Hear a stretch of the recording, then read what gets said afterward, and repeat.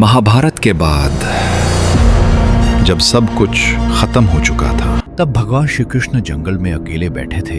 उन्हें नहीं पता था कि उनकी जिंदगी का सबसे बड़ा पल अब आने वाला है। एक शिकारी जिसका नाम ज़ारा था, उसने दूर से कृष्ण के पैर को हिरन समझ लिया और एक तीर चला दिया। तीर जाकर लगा स्वयं भगवान कृष्ण को, लेकिन कृष्ण मुस्कुराए। जरा जैसे ही पास आया वो कांप उठा।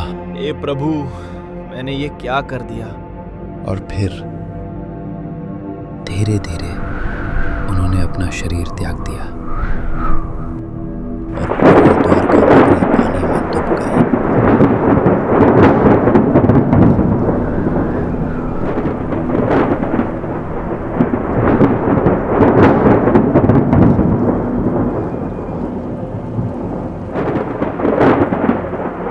जब पांडव और अर्जुन वहां पहुंचे तो उन्होंने कृष्ण का अंतिम संस्कार किया।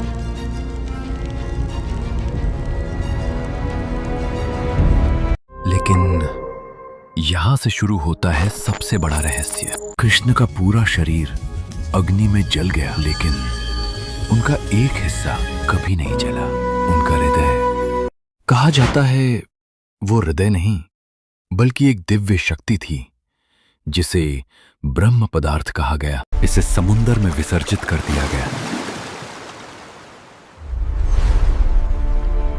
लेकिन कहानी यहीं खत्म नहीं होती। वो दिव्य तत्व समुद्र में बहते हुए एक पवित्र लकड़ी में बदल गया। सालों बाद राजा इंद्रद्युम्न को एक सपना आया। सपने में एक आवाज आई, समुद्र के किनारे एक पवित्र दारू मिलेगा, उसी में मैं वास करता हूं। अगले दिन वही लकड़ी मिल गई और तब शुरू हुआ जगन्नाथ जी का निर्माण। एक वृद्ध कारपेंटर आया जिसने कहा, मैं मूर्ति बनाऊंगा, लेकिन दरवाजा बंद रहेगा।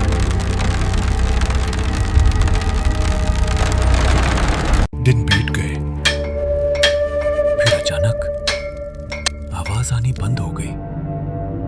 रानी से रहा नहीं गया और दरवाजा खुलवा दिया गया। अंदर जाके देखा तो विश्वकर्मा गायब थे और मूर्ति अधूरी थी, ना हाथ ना पैर। राजा दुखी हो गए। तब आसमान से आवाज आई, मैं इसी रूप में पूजा जाऊंगा। और तब श्री कृष्ण का दिव्य तत्व जगन्नाथ जी के रूप में स्थापित हुआ।